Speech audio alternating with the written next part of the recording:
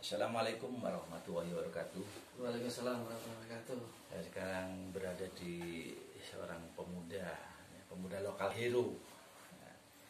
Jadi harapan saya menjadi pemuda penggerak, pemuda pembaru, menjadi agent of change, jadi nyari nom. Ya. Saya sekarang di rumahnya Mas Ubed. Arif. Yes, Arif Back Indonesia. Oh, Arif Back Indonesia. Beliau ini menjadi orang yang pertama ya terkait mahakaryanya beliaunya lukis tanpa tinta. Yes. Nah, ini luar biasa, ini berbagai penghargaan yang ada di belakang saya ini nanti akan dijelaskan ya. Yang jelas beliaunya tangannya masih mampu bukovifah. Ya, soalnya barusan ini Wong Deso ini datang ke Gerahadi. Ya. Harapan saya di Hari Sumpah Pemuda ini menjadi salah satu sosok ya yang mampu menjadi inspirasi ya. Makanya nanti inspirasinya itu kayak apa sih? Dia gampangannya menjadi seperti ini memang tidak dengan tiba-tiba. Banyak proses yang dia lewati ya dengan susah payah pastinya ya. Dari sini oke, kita berlanjut pada pengenalan siapa beliaunya ini Mas Ubed ya.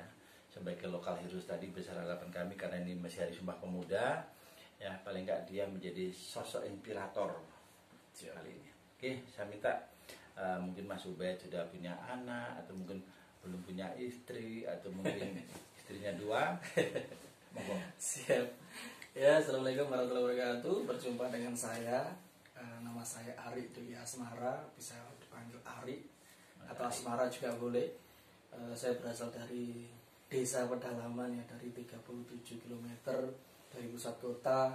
Terus kemudian 10 km dari bibir pantai. Nah, jadi artinya adalah saya orang pinggiran gitu. Ya. Tetapi di orang pinggiran tersebut saya mempunyai prinsip perkotaan kayak gitu. Mampu kita bersaing, berusaha untuk bersaing, berkompetisi di dalam kota, bahkan di luar kota, sempat kita di provinsi dan bahkan di nasional juga. Nah, ini yang keren ya. Makanya betul. Saya menyusuri rumahnya Mas Eri, aku berpikir ya. Pikir saya tadi di pinggir jalan raya sana itu sudah dekat rumahnya. Betul. Enggak tahunya masih masuk lagi. Terus apa? Jalannya kecil. Jalannya sempit gini ya, maksudnya jalan cor. Yes. Wah, ini ngeri juga ini. Ya. Saya berpikir ya. Ini saya ada rumah enggak? Saya ke tempat orangnya hebat. harus saya melaju. Alhamdulillah ketemu ya. Terus mengawali dari kisah suksesnya Mas Eri kaitannya dengan melukis ini apa? Yes. Jadi perjalanan itu sangat panjang, tetapi secara singkatnya adalah sebuah proses dalam kehidupan saya membawa sampai ke sini. Jadi awalnya saya berangkat bukan dari orang yang bahagia bukan, tetapi di situ saya berangkat dari keluarga broken. Jadi mungkin yang senasib dengan saya, pemuda jangan menyalahkan sebuah nasib, tetapi itu menjadi sebuah pelajut kita untuk menjadi sebuah bertahan dan berkembang. Pemicu. Betul. Nah, jadi saya berangkat dari keluarga broken dari sejak saya kecil. Saya harus bertahan hidup di tengah perkotaan. Terus kemudian saya harus jualan koran, saya harus ngamen di tengah-tengah lampu merah. Pernah juga seperti itu ya? Pernah juga, Pak. Keren, nah, keren. Terus kemudian saya ikut asongan kereta api. Ya, itu juga pernah gitu. Nah, terus kemudian di dalam sekolah saya bercita-cita gini, setelah saya lulus sekolah nanti kalau Indonesia belum saya pijak kanannya semuanya, itu saya belum pulang. Maksudnya? Saya harus keliling di Indonesia. Banget ya. Nah, terus kemudian itu terjadi. Jadi sudah menjejakkan kaki di berbagai provinsi. Betul. Jadi sampai di ujung Sumatera, di Aceh, di ada Aceh besar, terus kemudian sampai ke NTT, Nusa Tenggara Timur. Kegiatannya apa itu?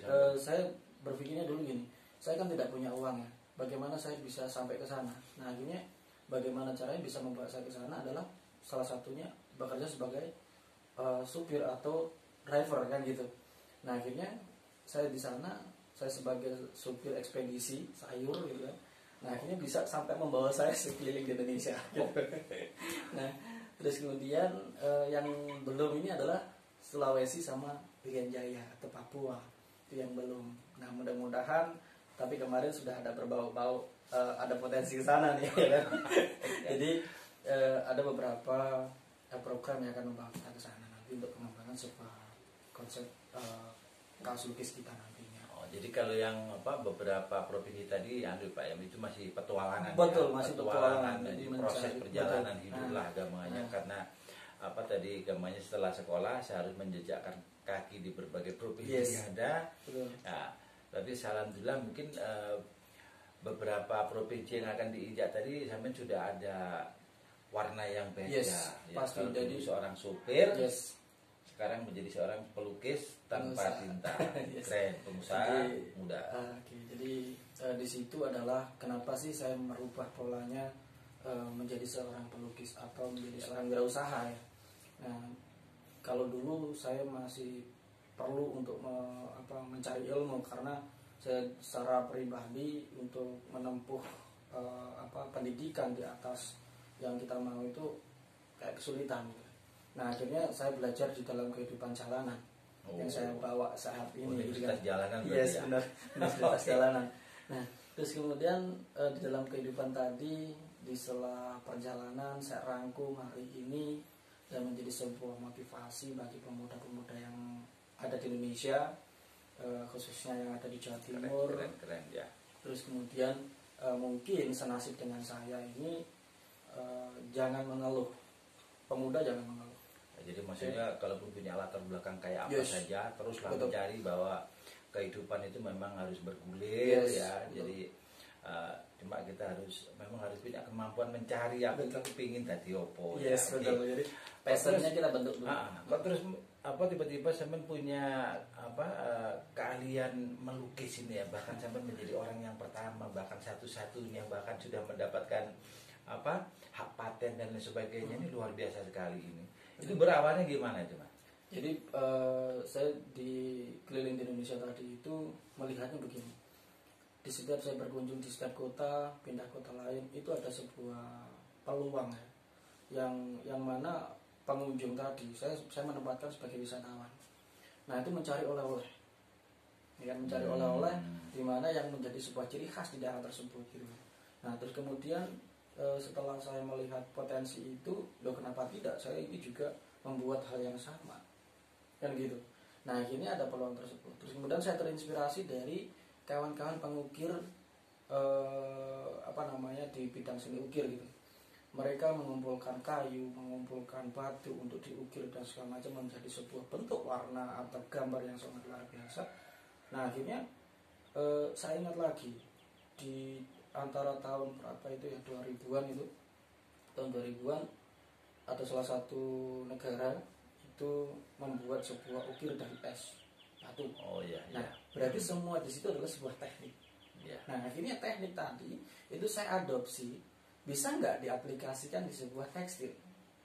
Nah, jadi teknik ukir dan melukis inilah menjadi sebuah inspirasi ya. Terus kemudian saya tuangkan di media tekstil itu, ternyata bisa mengeluarkan warna, mengeluarkan corak yang ada di balik warna luarnya. Itu ternyata ada gambar yang luar biasa, warna yang luar biasa di balik warna gelap tadi. Iya. Ini luar biasa sekali ya. Jadi ini menurut saya sebuah mahakarya. Karena apa? Yes. Karena dia yang pertama ya, dan dia yang punya hak patennya. Ya mungkin di luar sana itu banyak orang-orang yang mempunyai seni di sini, Pak. Jadi awalnya orang-orang tuh mengira bahwa kita wah itu yang dari dulu sudah ada gitu. Nah, tetapi sejak dulu kalau memang sudah ada, sampai sekarang ini kok baru saya bertemu. Kan gitu. Intinya gitu ya. Nah, Ya. jadi kenapa mereka kalau sudah menemukan sesuatu tadi, ayo komitmen lah. Dalami apa yang menjadi sebuah potensi di sana. Nah, itu yang menjadi pesan saya.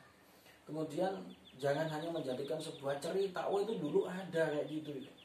Tapi di saat saya menjadi seorang milenial hari ini, saya belum menemukan itu. Salah satunya contoh gini, Indonesia dulu itu punya aksara Jawa gitu. Ya. Tuh nggak? Ya. Aksara Jawa. Terus kemudian anak-anak milenial hari ini kita tanya, kamu hafal nggak Ono Corogo?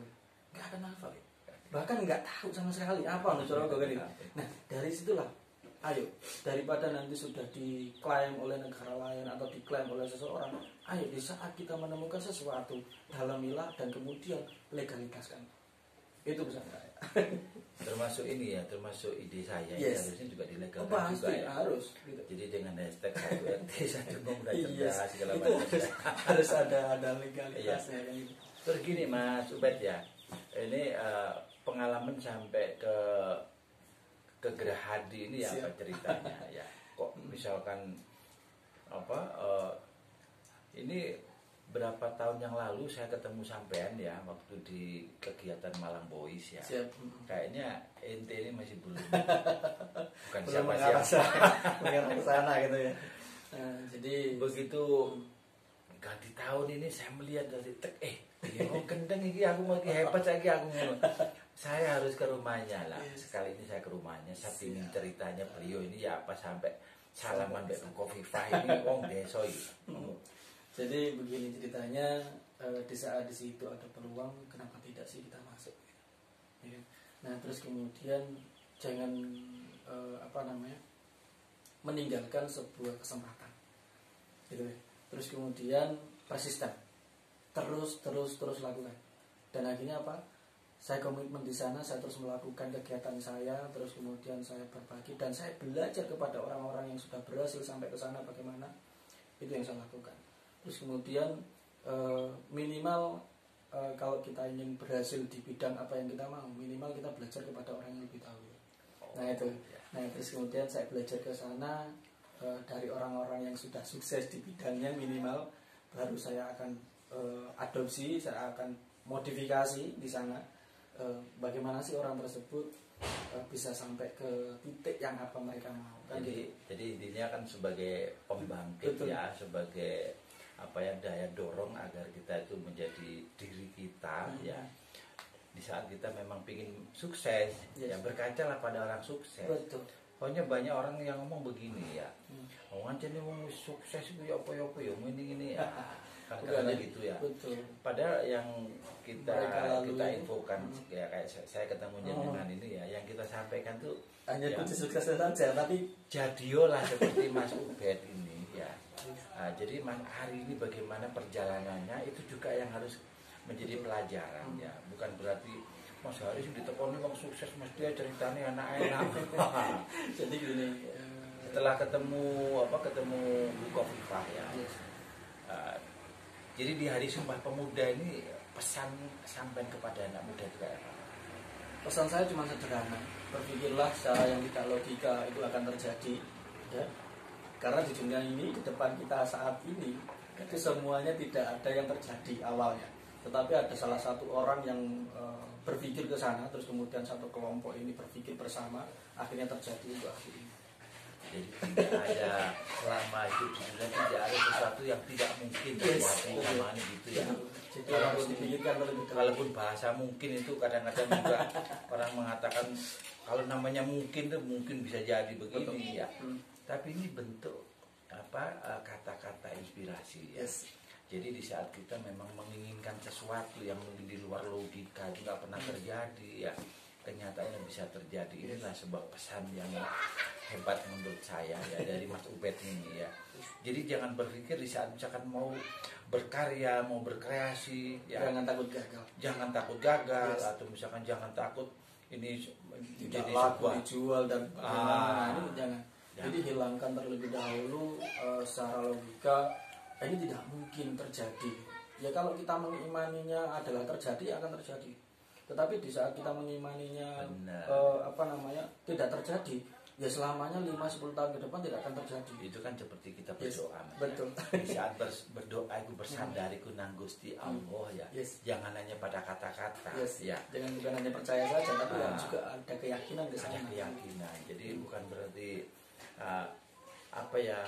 pesimis lah gampangannya. Kan kata-katanya gitu ya. Tapi di saat kita Allah itu maha besar, Allah itu maha segala-galanya. Insya Allah di saat kita punya keinginan yang baik, ya, yang positif, ya, insya Allah kan gitu. Keinginan yang jelek.